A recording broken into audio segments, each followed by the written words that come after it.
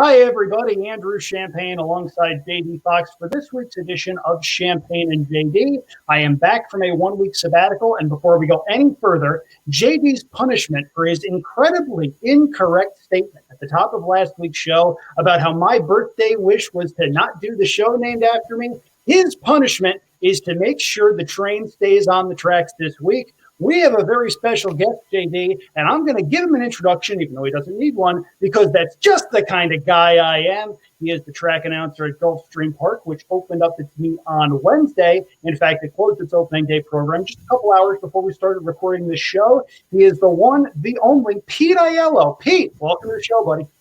Well, starting off, I'm actually not the one and only. My dad and I have the same name exactly, and he's still alive, so. Be careful. Be real careful. I love that I actually get that reference. No one else does, but I do. You've made a lot of money being real careful, Pete. Anyway, so this is going to be, we're going to try to play this straight for as long as we possibly can. Where it's going to end, I don't know. I have precisely no idea. I come in after having just had to use half a roll of paper towels to clean up my living room after my cat spilled Cherry Coke Zero all over everything, including a very nice rug that I probably have to replace. But you know what? For now, we're going to lay off the antics because we want to know about how Pete got into the world of track announcing. I have heard this story. It is a phenomenal story. It can be a very long story, and at every turn, it's always entertaining. So, Pete, long as you want, as short as you want, what's your story? Well, I mean, you guys can always volley back and forth with me, so I'll try to give you the Cliff Note version just for the benefit of those who have already heard it. I was born and raised in South Florida, about an hour north of Gulfstream Park. Ironically enough, I'm moving there again next week, so my commute is getting ready to get really bad, really quick. But, you know, the things we do for love. Indeed. Nevertheless, I went to the University of Arizona. I was born and raised a card-carrying degenerate gambler. My father and grandfather loved going to the races, so I was hooked on horse racing by the time I want to say officially 12 when I converted from, you know, my love of baseball and I switched full time to my love of horse racing. So by the time I was in high school, I knew I wanted to work in horse racing. So I saw an ad in the Racing Forum with Luke Wrightboss's picture on it, and applied to the University of Arizona, got into the University of Arizona as a freshman, went and bounced around all over North America after that, and ended up right back where I started. So that's a part, especially on a day like today where, you know, the dawn of a new meet. It's crazy to think that all the different places I've been, and if you had said then that I would be working here now, I would have wagered heavily against. You mentioned Luke's picture in the paper being what spurred you on to make a major decision. He was actually there for your very first race call. I know the story is out there everywhere. I need to hear it again because it's really good. All right. Well, so the story goes a little bit farther back than that. He was responsible for my first race call also. So I was a freshman in college at the University of Arizona. Every year, I don't think they're doing it this year because of COVID, but there's a huge racing symposium. And as students, one of the benefits that we get is we get to connect with somebody who we feel we can learn from in the industry, or, you know, simply want to network with in the industry and let them know who we are and what we're about and what we're looking to do. So, of course, I wanted to be an announcer, so I needed to talk to an announcer. Well, there aren't many announcers that go to a racing symposium for obvious reasons. So, you know, the faculty kind of told me, too bad, pick somebody in management that you like, only to have the secretary override them. And the secretary called Turf Paradise, and Luke came down to have lunch with me. And that was in December of 2004. And he said, you know, have you ever called a race before? And I said, well, I've called them into, you know, hundreds of them on this computer game that I have that my father bought me. He goes, well, that's not a real race. I said, well, I've called them off TV. You know, no, that doesn't count either. He said, well, you know, the first thing I need to do is I need to see if you can do the job. And if you can do the job, I'll be your number one cheerleader and do everything I can to make you successful in the industry. But by the same token, if you, I don't think he said it quite this harshly, but if you suck, you know, you owe it to yourself and I owe it to you to tell you that you need to refocus your energy and your your passion for the industry in another direction, because there's no sense in, wasting man hours on trying to mold you into something that you just can't be. So that was in December. Fast forward to, honestly, I don't remember what the month was. It was either January or February, because at that point, those were the only 2 months that Relito Park ran. And Luke got permission, or used a little stroke, and got the management and the announcer there to step away from the mic for what ended up being 2 races. It was only supposed to be 1. But what's amazing, and again, JD is probably one of the best people in the world who can appreciate the irony of this, is that it's the rainy season in December, January, and February in Arizona, and when things rain in Arizona, they rain everywhere. It's not an isolated thunderstorm or a 5 or 10 minute shower like I'm used to in Florida. So one of the weirdest things that happened was it rained in Phoenix hard, but it didn't rain a drop in Tucson. So it was one of the only times that I can ever remember where Relito ran and Turf Paradise canceled. And that happened to be the same day that I was going to call my first race. So Luke hopped in the car and he drove from Phoenix to Tucson to hear me call the race. Now, the benefit that I had was I didn't know he was in the building. And I came downstairs after doing a very good job. I mean, I'm very proud of my first race call, all things considered. I'd let anybody at this point in the industry listen to it.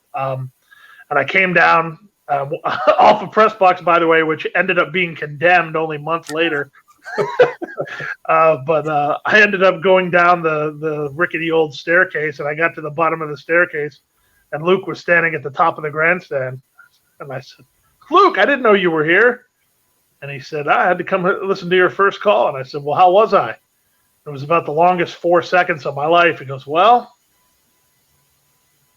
you don't suck. So when he told me that, I'm obviously really happy. I'm like, well, what's the next step?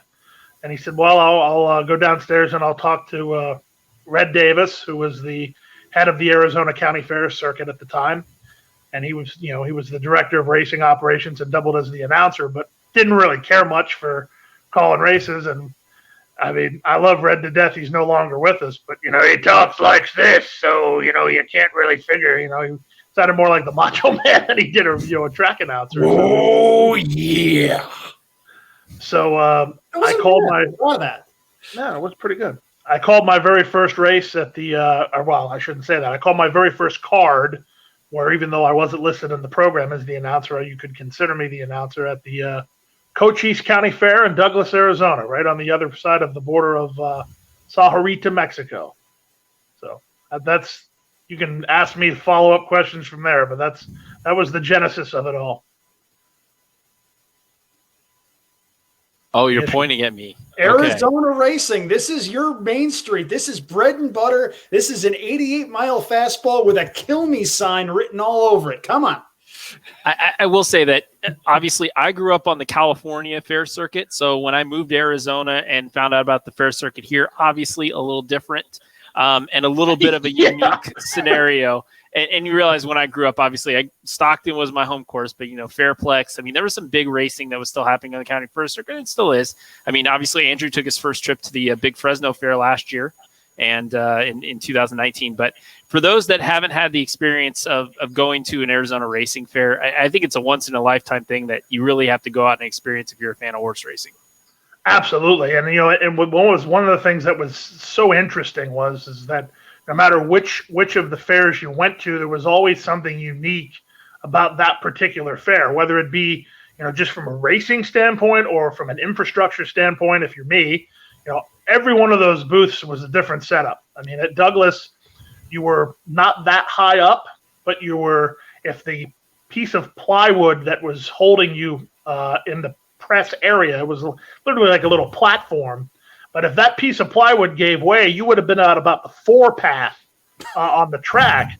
So calling the races with the horses, and you're looking down to see where are they, you're literally looking right over top, which was interesting. And then at the Santa Cruz County Fair in Sonoyta, which was by far and away my least favorite experience, there was a fire escape type ladder to get up to the press area, or the official area. So it was literally 90 degrees straight up. So we had devised a pulley system because, one of the good things about, going to the fair is the fair food.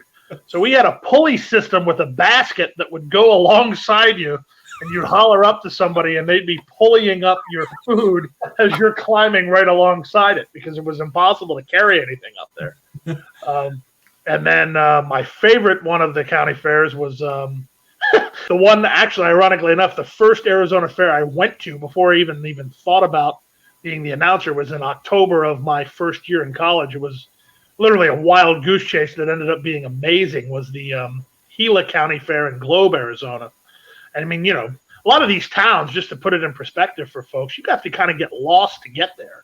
I mean, Globe, Arizona is about 2 hours north of Tucson and an hour and a half east of Phoenix. So you're not going anywhere if you're going to Globe, Arizona, unless you live there. So you turn on the left-hand side of the road. There's a old school drive-in movie, like literally something out of any sci-fi or horror movie you've ever seen. And then you turn into the. Have you been, JD? Have you been to the Gila County Fair? Yeah, so you can attest to whether. So you can attest whether I'm being dramatic or not. But you turn in. Now they have a real nice gate that says "Welcome to the Gila County Fair." Well, first time I went there, they hadn't apportioned the tax dollars for that gate yet. So there was literally like a little dirt road, and you turn there, and you got on this dirt road, and there's a guy standing in a hazmat suit, like a bright orange, like road worker, and you see nothing. I mean, there's no sign that there's any racetrack or anything. And he stands out the road and he stops you. He comes over and goes, "Y'all going to the horse races?" "Yeah." "Well, that'll be $8. $8 for what? Where are the horse races? Is this like some sort of, joke or what?" "No, they're up there about a quarter of a mile on the right. We like to get the money here so things don't back up." So you pay this guy and you're like, this guy just swindled me for $8. And then you drive up to the top of the hill, and the little half-mile bull ring is sitting on the top of the hill with, I think there's actually 4 high school bleacher-sized bleachers there that's, overhang covered with like corrugated metal. But the cool thing from the announcer standpoint at the Gila County Fair was that was the best sightline by far, because none of the booths were really set up like a traditional booth except for that one, because it sat behind the bleachers. So you could actually have somewhat of a panoramic view. It wasn't just a, look down or, some sort of obstructed view. You could see real good from that booth, and it was always my favorite. And I say booth, there weren't any booths. You were calling from the balcony of the press area. You were standing outside. Everyone else was on the inside. I mean, you had a boom box with a cassette tape that had the call to post, that you literally held the microphone, the handheld microphone, to the boom box when you played the call to post. And then you just stood there and you're like on a balcony. So it's the best way I can describe it. But they call that being resourceful, Pete. Oh, I mean, it was. But the thing about it is, and the thing that I love so much, and I had the pleasure of going back to Globe after I graduated from college. It was actually the last year they ran. I didn't know that at the time, but the people there are so great. I mean, everybody's pulling double duty. Some people are pulling triple duty. And, there's egos and there's, personality clashes. But at the end of the day, I mean, everybody tries their best to just check all that stuff at the door, because they really need each other to make it work. And, that was something that I loved, because it was always for the love of the game. It was never me. It was always, let's just make this work and try to have fun. And there's no money to be made. I mean, I don't think there's many people that do that on that circuit that have any illusions of grandeur. So. Yeah, and I was going to mention that's kind of the one fair of those fairs that you mentioned that no longer is racing, but the other two we're planning on racing in 2020, and right now all signs point to them returning to racing in 2021. So if you're making an Arizona road trip, definitely a fun aside. Globe is the one that's not running. Okay. All right. No, but the one thing is, my post-COVID road trip, where like I'm reminded that things actually happen in the world. So, could potentially be something where I FaceTime Pete and say, "Hey, Pete, guess where I am?" I would be insanely jealous. At which point he'll probably curse at me, and that'll be that. Well, Globe is the place that anybody that lives in Phoenix can point you in the direction of where you need to go, because it's actually on the highway signs. Because after Mesa, and after Apache Junction and Gold 60, Canyon, right? The 60. That's what's in there. So like when I go on the 60 to go home from Central Phoenix, it will say to going east, it will say Mesa Globe. It's like, so everybody knows that Globe is that way, but not a lot of people know exactly what they can find there. And there's a lot of cool places in Arizona for people that don't think Arizona has much history. Obviously the last town I lived in was founded in 1987. I live in an unincorporated area right now that would really be founded in like 1995. So question, Andrew. I need to raise my hand, and I didn't mean to interrupt with this, but this is big enough to where I feel like I have to. My phone just buzzed. Sting was apparently on Dynamite tonight. What? Why spoil Winter is Coming? Come on. It's already aired. Come on. I know, but I haven't had a chance to watch it. The wrestling universe by showing up on TNT for the first time since 2001. What do you mean? What do you mean? No. Yes, that's very good. I'm not booing Steve Borden. I'm booing Andrew Champagne for telling us this in the middle of the show, knowing that we can't watch it for at least another however long we record. News, man. The news doesn't I'm glad somebody told me, because I've been DVRing Dynamite for months and I just delete it. I don't even watch it anymore. So now at least I can have a reason to watch it. Thank you, Pete. I appreciate it. I watch AEW Dark when it premieres on YouTube. That might be a tough one to admit to doing, but I do. Oh, boy. You and Joe Neville's both. Hi, Joe. How you doing? Anyway, getting our show back on the rails, we went about 18 minutes before we went fully off the rails. Overbettors collect your money. So you've mentioned that you've announced from a variety of different places with a variety of different setups at a variety of different levels of horse racing. Anybody who thought you just got the job at Gulfstream without any experience is, of course, completely misguided. But what are some of the other stops along the way that stand out to you for whatever various reasons you can think of? Things you remember, things that you've learned from your career where you've mentioned. How many tracks have you been to? 60, 70, something absurd? Something like that, yeah. I haven't worked at that many, but when you count pari-mutuel facilities and include dog tracks, it's up there. Been on the payroll of 2 different dog tracks, one of which is already gone. The other one is sadly going away at the end of this year, so that's not good. But to answer your question, I have good stories and good memories and good life lessons from every place I've ever been.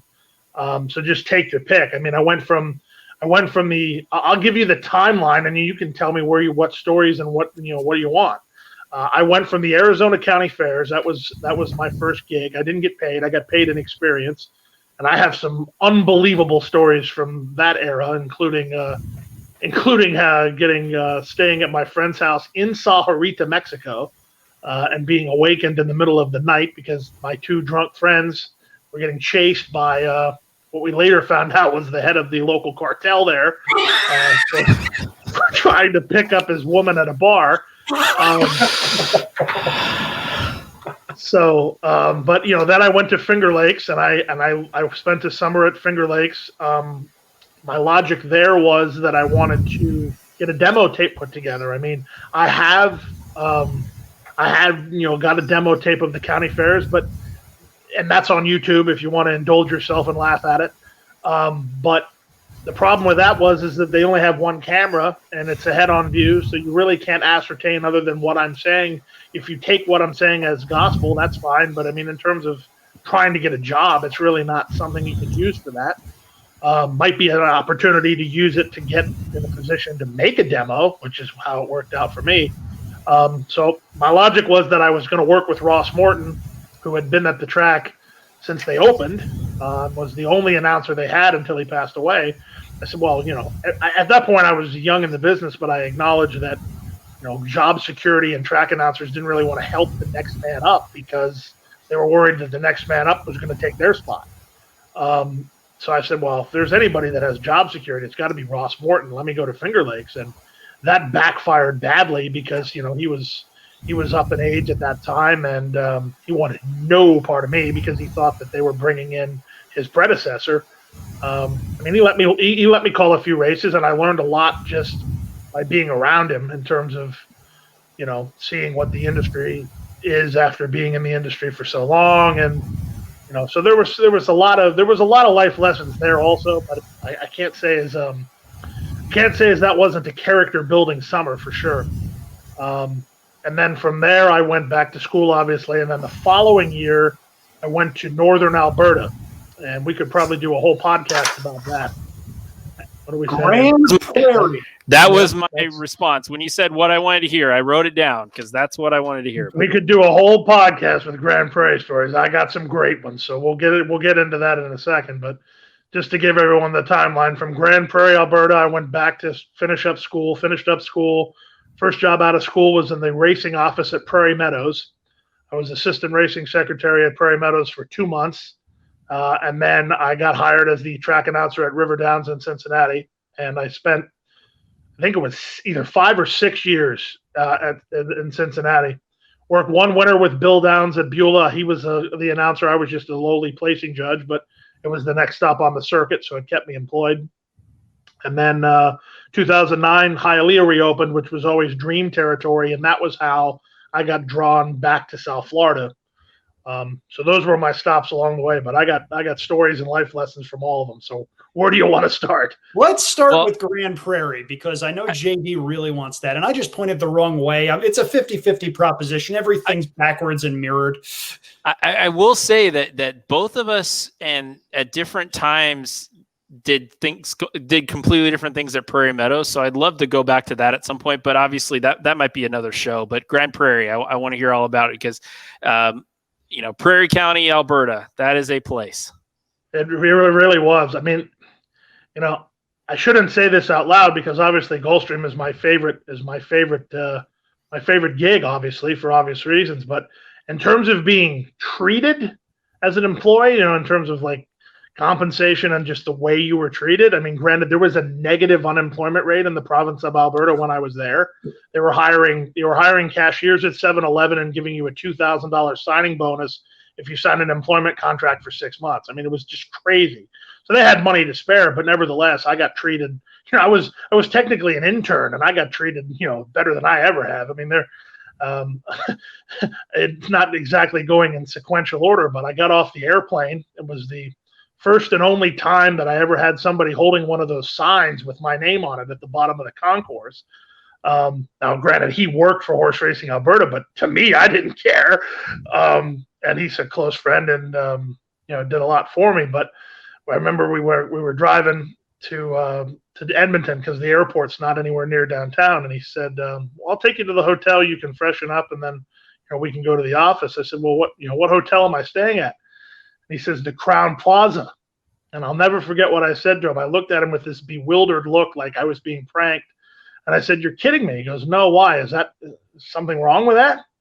I said, no, nothing's wrong with that, but that's way too nice a spot for me. Don't you have any Motel 6s around here? And I stayed on the 18th floor of the Crown Plaza Hotel in downtown Edmonton for like 3 weeks as I was training on the racing office software and getting kind of the lay of the land before I went to Grand Prairie. And then on the back end, just completing the experiences I've never had before, they flew me back to go to the Canadian Derby because they said I couldn't work in the province without experiencing the Canadian Derby. So I came back to Edmonton for that. And the secretary at the corporate office informs me that there aren't any rooms at the Crown Plaza.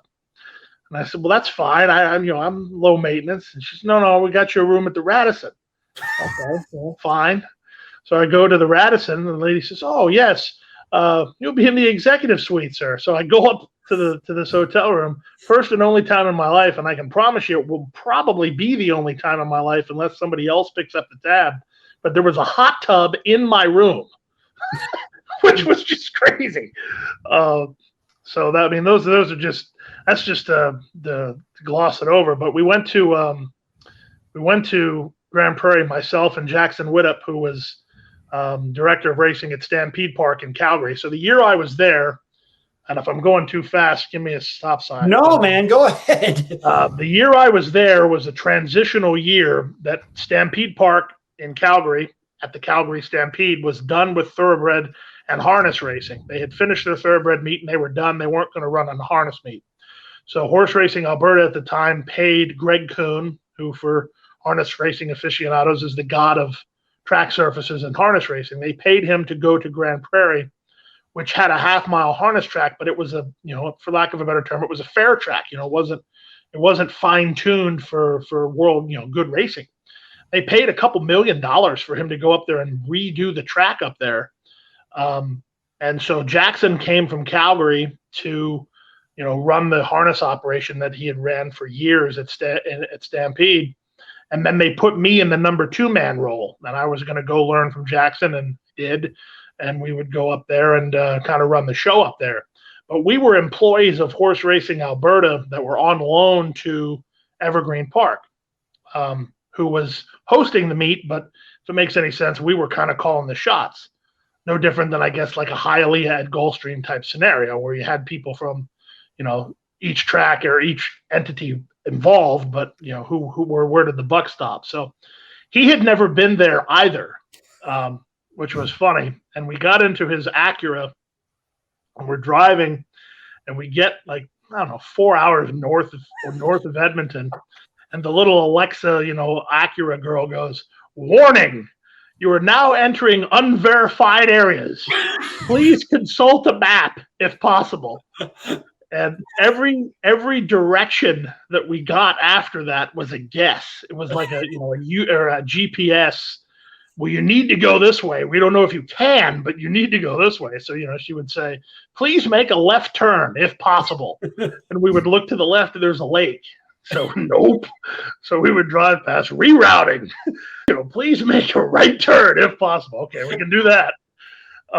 So that was our introduction into going to Grand Prairie, which was a quaint little town up on the Alaska Highway, actually, because there was a street sign in downtown Grand Prairie that said Alaska next right.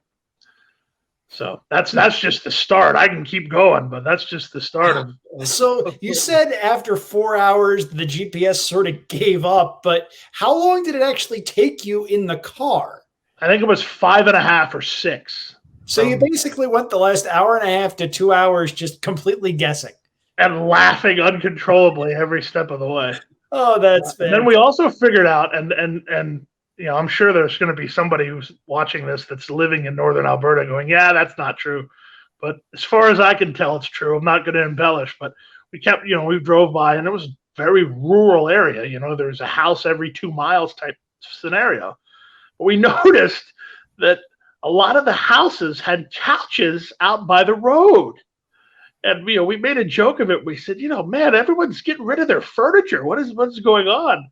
Only to drive past one of the houses with people sitting in it, watching the cars go by, waving hello. It was like, is this real? Is this real life? Oh, but it definitely was. Oh, God, that is outstanding. And the lengths people who love racing will go in order to live their dreams within the sport. I think that's ultimately the big takeaway here. If you love the sport and you're willing to do that sort of thing, chances are there's a place for you here. Well, and, that's so true. And for me, it was, I was off the heels of the previous summer in New York where, I'm not speaking ill of anybody, especially not on a podcast, but it was not an enjoyable experience. Some of it was the fault of, the folks that were hosting me, and some of it was absolutely not their fault. Just it was what it was. But it was a sucky experience. I mean, I'm sorry to say it was. I learned a lot from that, but, I was very leery of the whole intern, mantra.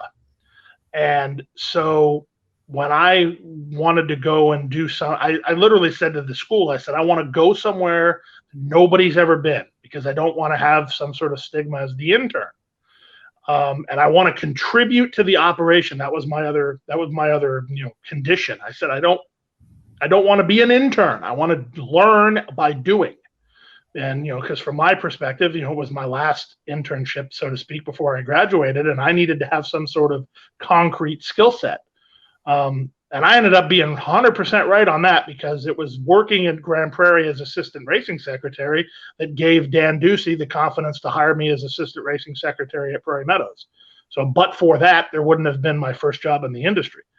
But in the interview process, to go up to Alberta, I interviewed with a gentleman named Andy Bryant, who unfortunately is not with us anymore. But he said, "I understand that you want to come up and be our intern." And I looked this man dead in the face. I said, "Well, you heard wrong." And he was just like mystified. He's like, "You don't want to come up here?" I go, "Oh no, I'm down to come up here, but I don't want to be your intern." I said, "If you have a spot for me on your roster and, if you have a spot for me to be a part of the team, I'm all in. But I'm not going up there just because you're trying to do a favor to the school or because you're trying to do a favor to a kid or there's some sort of community service program within your organization." I mean, I probably said I was pretty brash, like that. And I just remember him like looking at me like, "Man, this guy's got some balls." But it impressed him. And so that was how it all started. And they have not ever had another intern up there. Well, what does that tell you? But it was great. I very much appreciated it. And I missed my time in Alberta. I was just sending a text message earlier to one of the drivers that I was friends with up that way that the other night, this is unbelievable. Hopefully this is news to at least one listener of this podcast. The guy had a spill earlier in the night, which I didn't know, and he won both of the biggest harness races in Alberta with not one, but 2 broken wrists. That's like unbelievable. How? Like he told, wow. I texted him, I was talking to him a little bit about it today, and he said, after I fell, the adrenaline just kicked in, and I wasn't going to quit, especially when, one of the horse that he won the Western Canada Pacing Derby was one of the best horses he ever sat behind, so he wasn't giving that up. Now, and I wait a minute. So you were texting this guy who had 2 broken wrists. So not only did he drive horse, he's texting with 2 broken wrists. Well, I sent him a message after the race that night, and he answered me like, almost right away. And then his wife posted on Facebook the next day with the 2 pink casts that he had. And so I messaged with him, he messaged me today, "Hey, good luck down there today." And I said, I had no idea because I only watched the stakes races. I didn't watch the earlier races. I had no idea you fell. He goes, "Yeah, the adrenaline kicked in. You know me, I'm not a quitter." So unbelievable. So for those in the audience that would like to watch Evergreen Park for themselves, July 10th is going to be the opening day, 2021. And I will say that it is probably the most far out track that is available on RTN. It's very widely available to watch and in most states wager on. So they do a great job overall with the product and some great racing. And we've seen really the caliber of racing in Alberta increase over time. And obviously Century Mile really taking over, and Century Downs, obviously, improvements to both of those facilities have meant the world. And, the Lethbridge racing at Rocky Mountain Turf Club has also been fun. Still hand time, but still fun. I like to bet on it. It's good stuff. Speed is your weapon of choice there. Exactly. If you ever need any tips on how to handicap fair tracks, this guy down here knows what he's doing. That's where my bread has been buttered since long before I started working at them. I always gravitated towards the smaller venues, and I'm still. What do you call yourself, Pete? The catfish, because I feed on the bottom. There we go. If you have that in your pools out there or on your bingo cards, mark it down, folks. So, long way from Grand Prairie is Hallandale Beach, Florida, and Gulfstream Park. Today, Gulfstream Park opened its championship meet, and before we go any further, before we do anything else, thank you. Thank you, Gulfstream Park, for eliminating the drag. Thank you.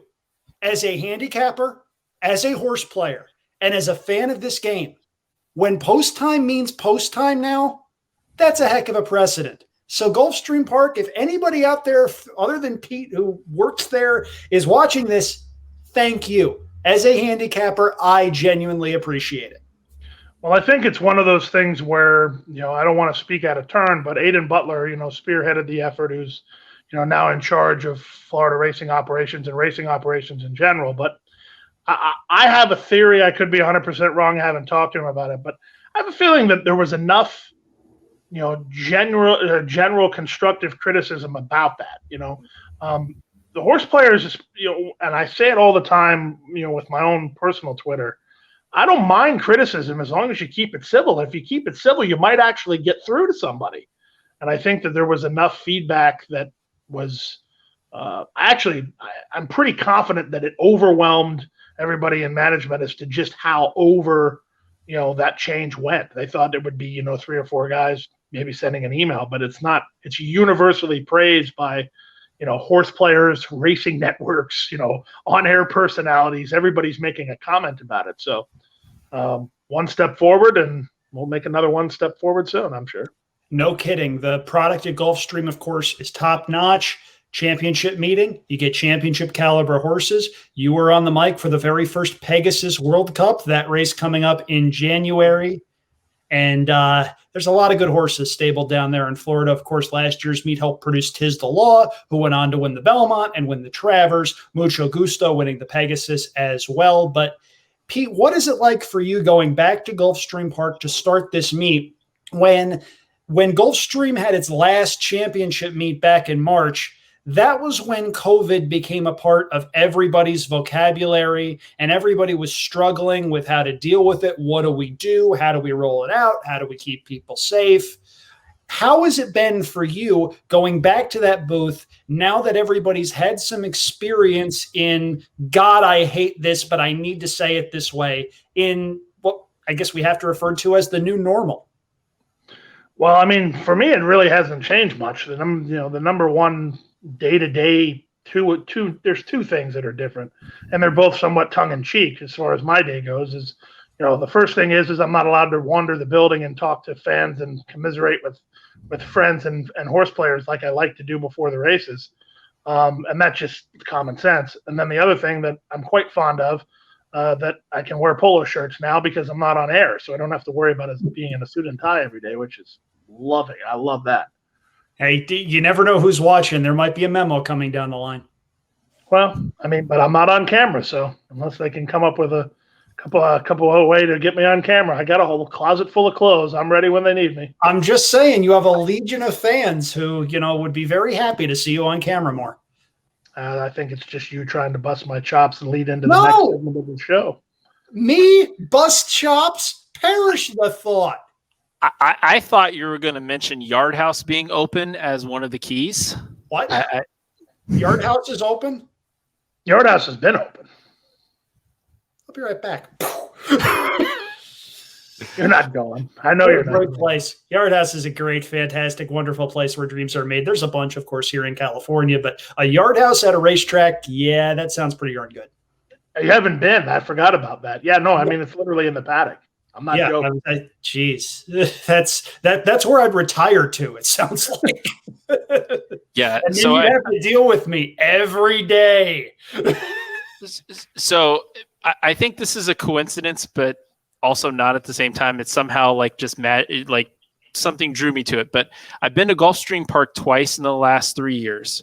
Both times I've been to Yard House, and both times Le Pantalones Frances, is that the horse? Yeah. I think so. Yep. Has ran.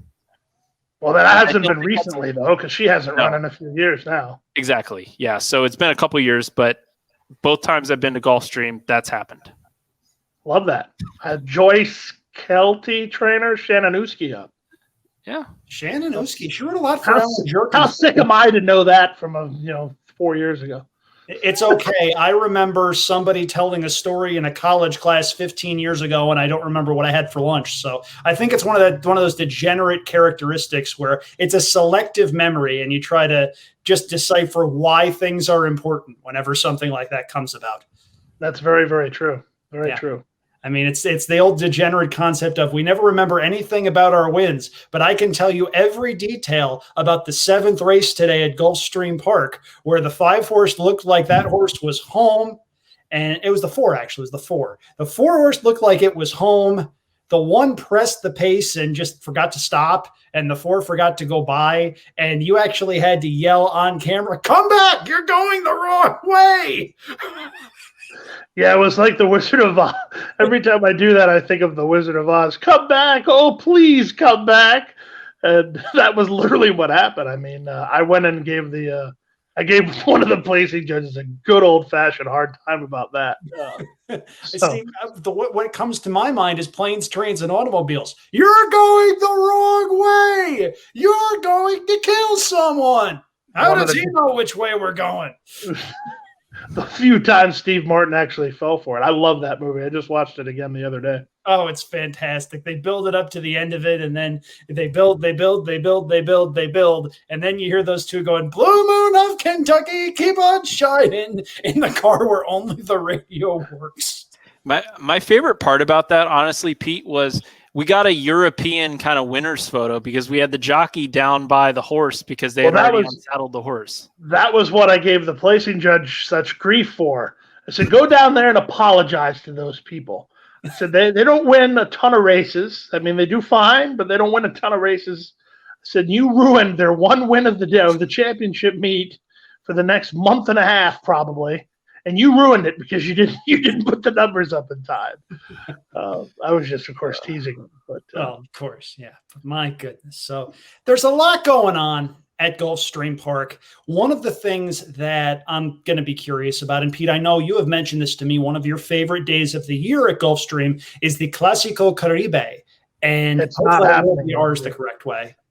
It's not happening this year. Yeah, that's where I was going. That's unfortunate, but well, not really, because the whole idea behind that being a great day is if there's fans in the building. So yeah, if you're going to hold it and have horses coming in from all over the world, that's a disaster in the first place. But the second place, if you can't have fans, it defeats the purpose. I just know, like, you've told me the story of being up top in the announcer's booth and the entire place down below rocking and rolling like it's a soccer match. My favorite part of that was I think it was the first year when they had Paco waving a Puerto Rican flag and he's Mexican. I love that. Today's day, I laugh about that.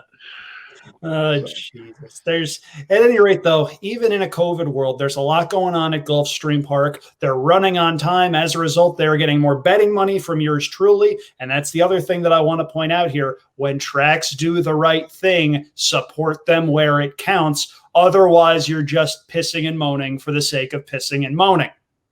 I agree with that. Well said. Appreciate that. JD, would you like to have any further thoughts before this train goes completely off the rails and, goes down a hill? I was alerted. You got a breaking news earlier, so I want to go with the breaking news. Somebody bridge jumped $4,000 at Evangeline Downs tonight on a 61-1 shot, and it made it past the bet. So the show pool in a race was $6,855. There was over $4,000 wagered in the show pool on a horse that drew $150 in the win pool, and I believe finished last. So gambling mistakes. I want to hear if you guys have punched a ticket incorrectly. Wait a minute. That's not a gambling mistake. I know that. So when I was working at Hialeah, this player, I don't know if it's the same one, but it's cut from the same cloth. I nicknamed him Robin Hood because he's robbing from the rich bookmakers to pay the poor bettors. He would do the exact same thing because he's price fixing. He's betting money in those pools so he can get a track odds but the money he's betting offshore is not going into the pool. And you talk about boost stories. This is one of the best. I was at Hialeah and I was wise to him. He was doing it almost daily, but he was doing it very, very late. So you had to be very on it. And so I would have the head of the TV department put the pool totals up when they were going to the gate. I would say, they've reached the gate, it's post time. And then I'd say, all right, John, throw those pool totals up just to see if I could see if he was involved.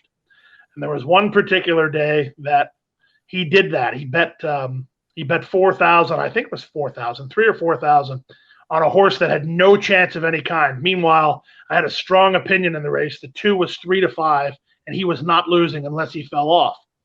So I'm like, wow, this, I was freaking out.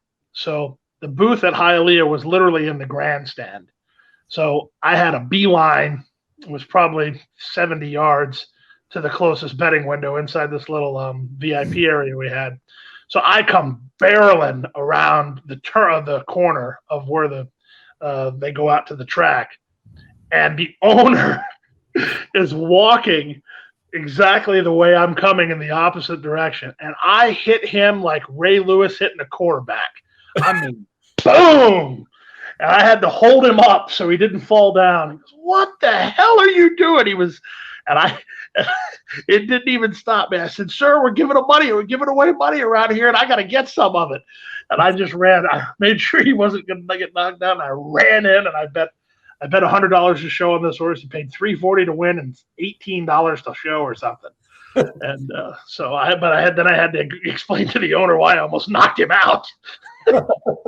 Yeah. So what's funny in that race is the top two betting choices did not hit the board. So show payouts were 980, 1220, and 1180. But very, very interesting.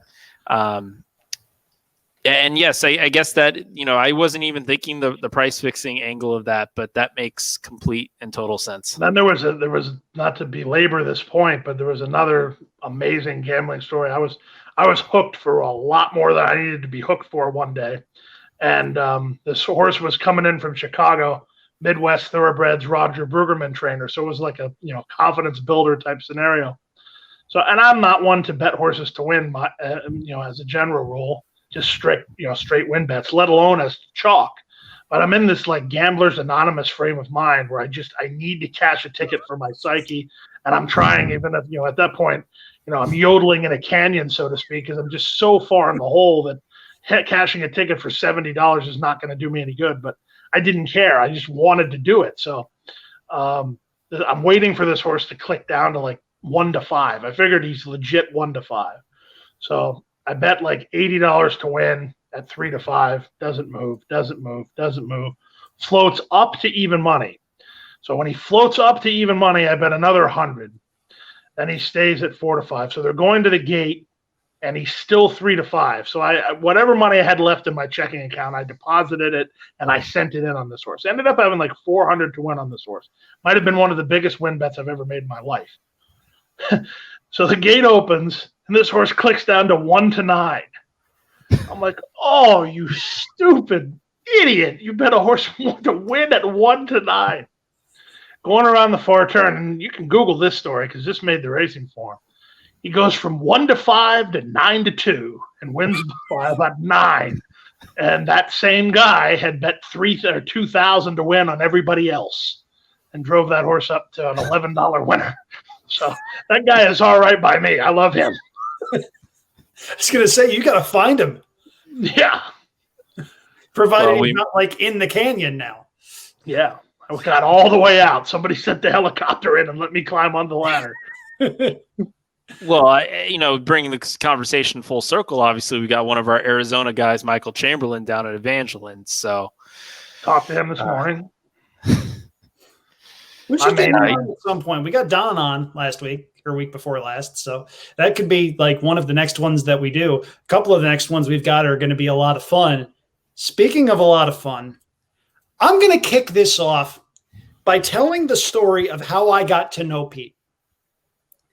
There's a very famous race call at Gulfstream Park that was only missing a laugh track. If you have seen the Bad Beats segment on Scott Van Pelt Sports Center, you have seen this call. Pete, no antics of any kind except speed. There we go with the antics. And there we go with the antics. One of the few times I let my self-control just completely out the window, and I'm glad I did. So I was working for TVG at the time, and I saw this happen. I saw all of it happen, and I got the video of the race. I might have clipped it myself, or I had one of the library guys clip it for me.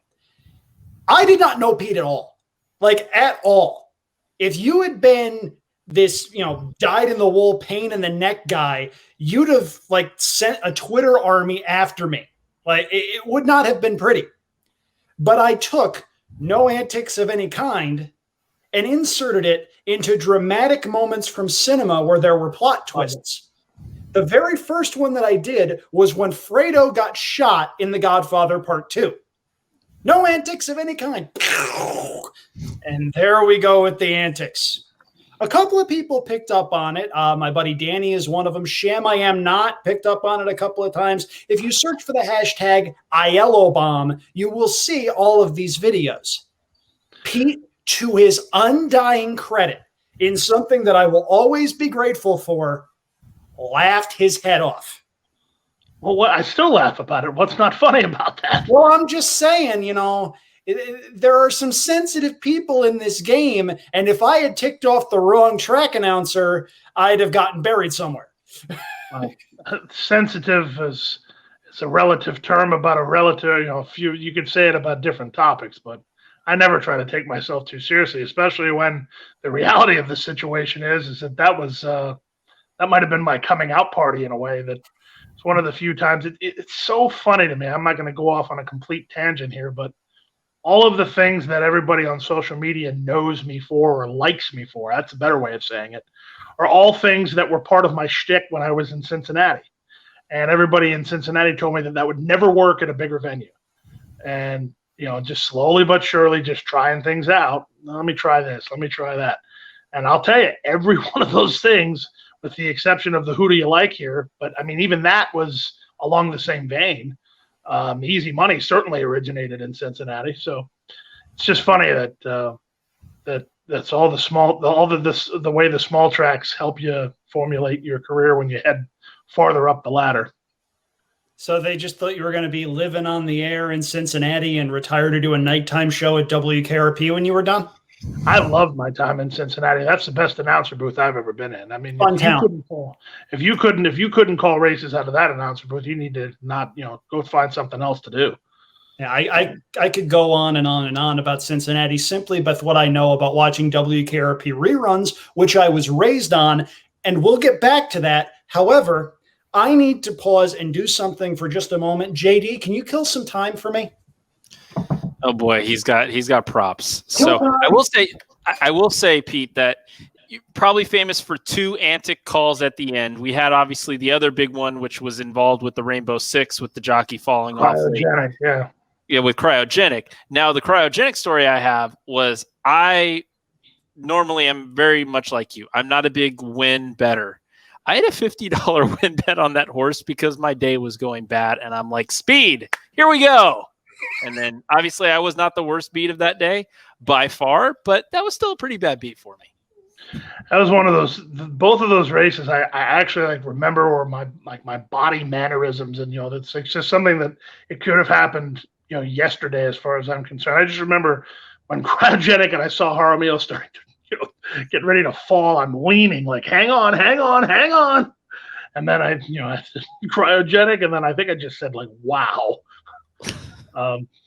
Crazy for sure. All right, the king is present. For those who do not know, this is Elliot. Say hello, Elliot. Hey, everybody. How's it going? So, okay. About 2 years ago. I have to go to another room. It's too late to be in where I was before if I'm not going to get divorced. So, it's live TV. Okay. So, about 2 years ago, I am actively looking for a diversion, okay? And I ask Pete, I say, Pete, do you play this game called Off-In Pacing? Well, he did. So I started playing it. My stable name, by the way, is 128 Racing, named after, of course, the summer where I went insane at Saratoga. You can breed horses in this game. I don't know how you're killing me here. I have no clue, but I bred a freak, a legitimate monster. I named him King Elliot after my little buddy here. Yes. See, this is the horse they named after you. Yes. How many trophies did you win? 3? You won 3 trophies? That's pretty good. Pete, how many trophies have you won? That's called the long con. That's why you did that to me. You're not riling me up. So, anyway, every single time King Elliot, the stallion now, comes up for one of his stun seasons, I tweet about it. And I tag him as Announcer Pete's favorite horse. And the reactions I get are so glorious to the point where I'm pretty sure he wishes he had never introduced me to this game. I wouldn't go that far, but. And by the way, Elliot manages King Elliot's stud book. So if you have any inquiries about any of your mares out there, please just buzz him and he will get back to you just as quickly as he possibly can in the midst of his busy schedule. The good news is that JD has the option to edit all of this out as being not usable for an entertaining podcast. JD owes me after last week, so I'm keeping this in. Even though I put the turkey drop at the end of last week's episode. Spoiler alert. Yeah. The turkey drop from WKRP in Cincinnati is at the end of our episode, and we have not gotten flagged on YouTube yet. I don't know how, but fair use, I think. Fair use. Oh, if that's not more delusional than what we just saw, I don't know what is. Hey, as God is my witness, I thought turkeys could fly. So, Pete, why are you where you are right now? What do you mean? No, I know you changed things right as I was in the midst of my big because both of our significant others are in the education field and they have to get up almost as early as horse trainers. And I was right outside our bedroom door. This still might not be secure, but it's the best I can do without going outside. If she yells at you, we're keeping it in. No, she's not going to yell at me while I'm doing it. She has more self-respect for me than that, but I'll get my you-know-what chewed as soon as I hang up. I can promise you that. Film that. That's already happening, whether I've moved or not. Oh, dear Lord. So we've tried to keep this as on the rails as we can. I think me and JD have. You have not. But you know what? I'm wacky. If we're the Animaniacs, I'm Wacko. One of you can be Dot. I don't know which one of you would be Dot. By the way, if you haven't watched the Animaniacs reboot yet, watch it. I'll pass. So we should probably go into our final thoughts segment now, and I'm actually going to be kind of serious with mine. Tomorrow is December 3rd. It is my father's 65th birthday. This past week has been really tough because my dad and I every year do a trip to Vegas on Thanksgiving for my birthday, his birthday, and Thanksgiving.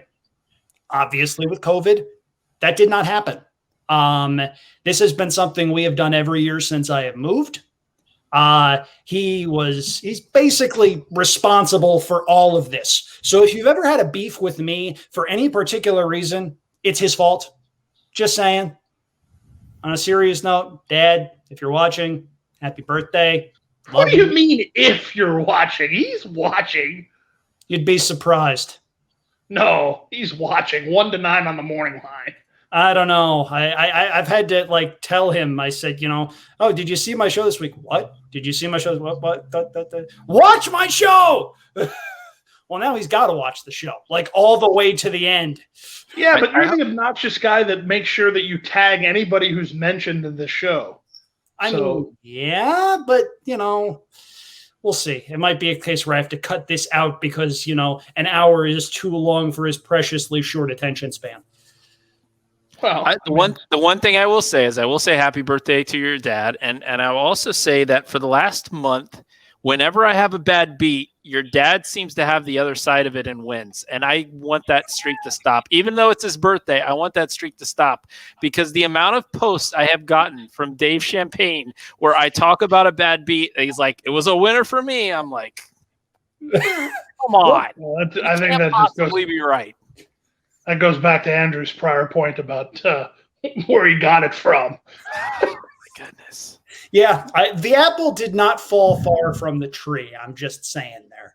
So the final thought segment traditionally has been a case where, everybody gets their own little spiel. I have done my spiel. Pete, your spiel, anything you would like to wax poetic about at all whatsoever.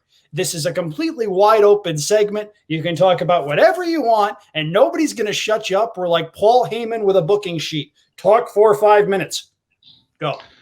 Well, I need a little help though because I feel like we cut the stories from the booth segment a little short. I need somebody to ask me a question so I can tell another story because I'm always up for good storytelling. What's the especially best since story all my stories are true? What's the best story about somebody running up to the booth to yell at you that you can tell on here? To yell at me? Yes. Then has anyone ever? Wait a minute. I got it. Never mind. I got it. Cross that out. No, I can't go with that one. Let's see. I can't talk about this.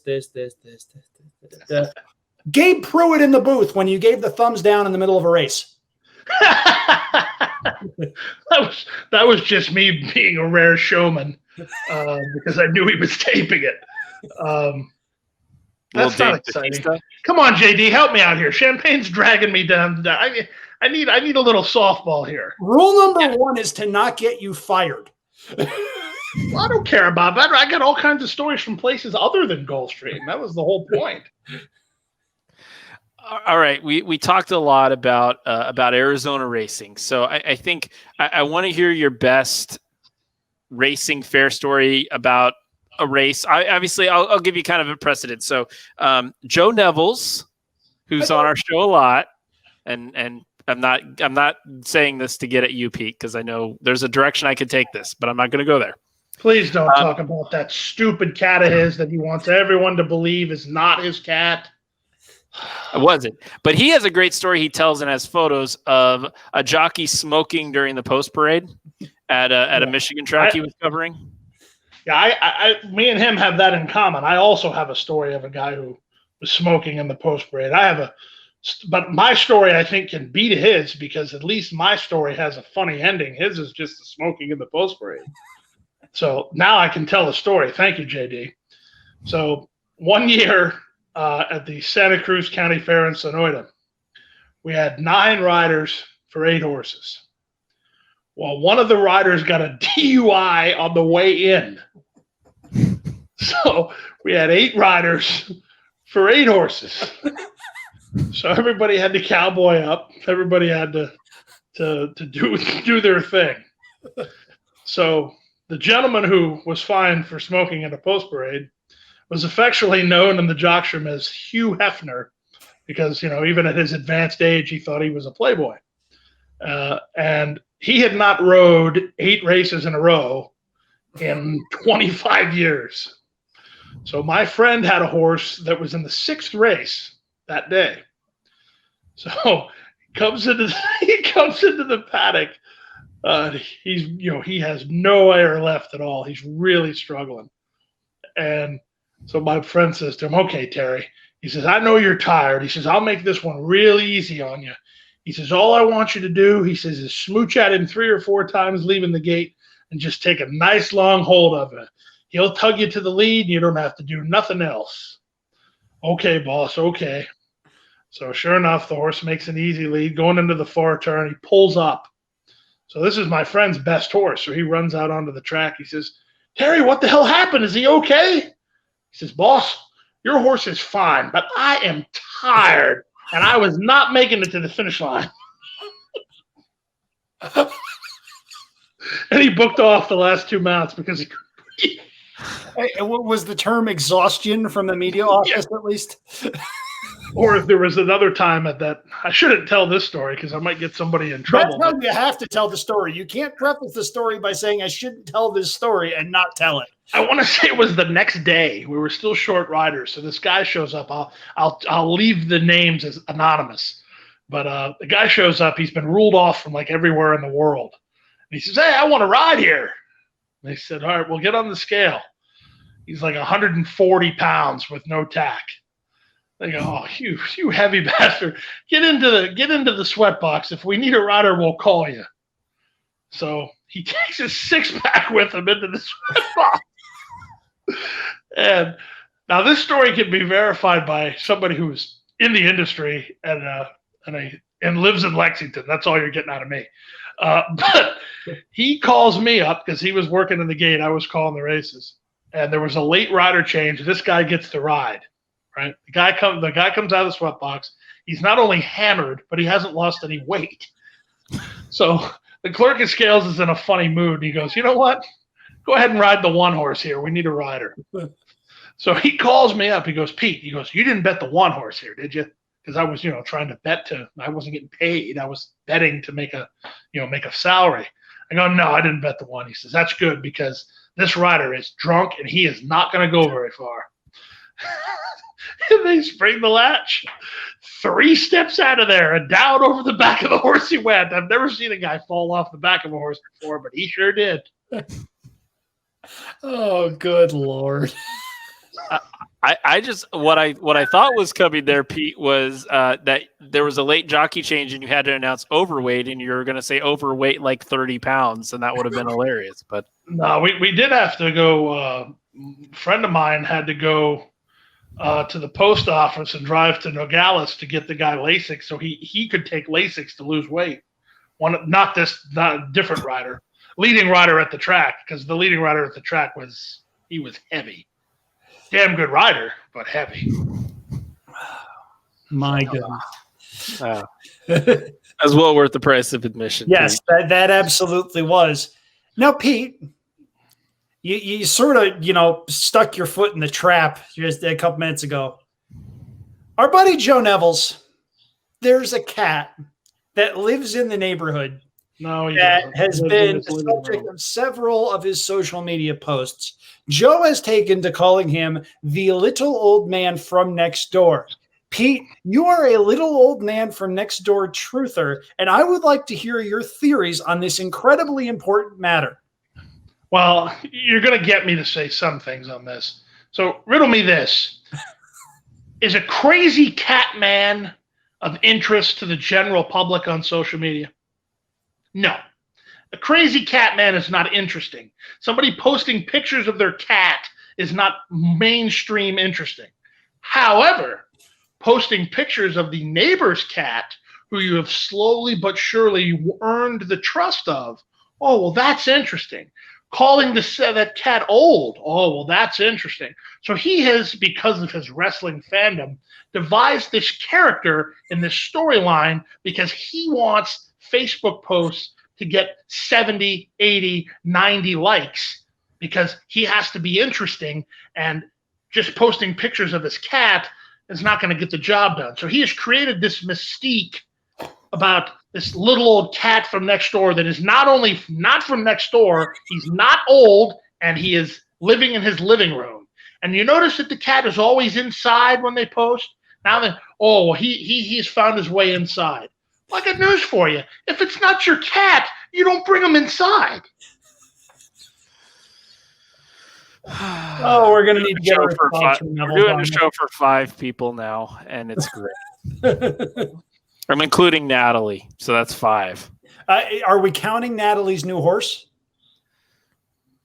For those who are not in the know, the horse formerly known as Underscore with the Brad Cox barn has been retired. There's a big backstory that Natalie has with that horse. It's honestly quite moving. If you haven't seen it, go read it. It's her horse now. It's pretty darn cool. So we may as well end the show on a nice, happy, heartfelt note, especially given that it involved the debut of my cat. It involved a King Elliott shout-out, who, by the way, will be available for $10,000 for any often pacing player out there who happens to have mares. Pete, if there's any human being that listens to this podcast other than you and I that plays often pacing, I want them to tell me about it. We'll tag Ryan Clements in there. I'm sure he does. Darren, no, you're going to tag Ryan Clements so he'll listen to the podcast. That's a lot different than a regular listener. My goodness. Darren Zocali has been on this show. We'll get him. Tag him also. You're not going to. I'm waiting for Zocali or Clements to message me that they heard it without you tagging. That is your challenge.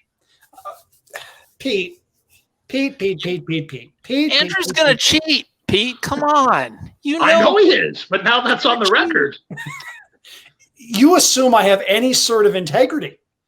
No, I don't assume that at all. When it comes to a foolish challenge from anyone, and I mean anyone, I will stoop to any single low in order to win a foolish challenge. My girlfriend has a horrible record betting against me. And every single time I say, okay, bet, she knows, oh, shoot, he's up to something. I'm not exactly clandestine or discreet. With me, you know what you're getting here. Much like the great character in Planes, Trains, and Automobiles. I was just thinking that, actually. That's a little scary that our mind went to the same thing. Yep. Yeah. What a great movie. Bothers me that our minds both went to the scene of that movie. What a great movie. We agree on that. That's a great movie. That's a fantastic movie. Great Thanksgiving movie. Yeah. Yep. So, Would you like a rum? Final thought. I'm glad I got a final thought because it didn't sound like I was going to get one for a while. My final thought is, hey, it was great for Pete to be on and to have him and to talk some stories. And obviously, we're going to have to have you on a couple more times because I think you've got enough stories out there to fill a couple of these podcasts. And obviously, started the championship meet. Really appreciate your time. And everybody go out there and bet on Gulfstream Park's product this meet, especially running on time. Got great cards. The weekend cards coming up the next couple of weeks should be phenomenal. So everybody spend a little money at Gulfstream Park if you can. No kidding. That's all I'm going to say. If they can. That's all I'm going to say. Yeah. It's very I diplomatic. appreciate your candor there, and I appreciate your restraint. I appreciate your class because he is sitting on a great heel promo that he's just not going to do because he's too classy to do that. No, I think we can send this show home with a catchphrase, Andrew. And since you missed a week, I think you're up. All right. For Pete Aiello, who we're very happy to have on this show. For the King Elliott, who is available for $10,000 for any live full on Off and Pacing. And JD Fox, whose eyes are now rolling out of the back of his head and who now knows to never, ever, ever, ever, ever provoke me by saying the thing he did at the start of the podcast last week, because this is all revenge at this point. I'm Andrew Champagne. Rest in peace, Pat Patterson. And stay off the beaches. Take care, everybody.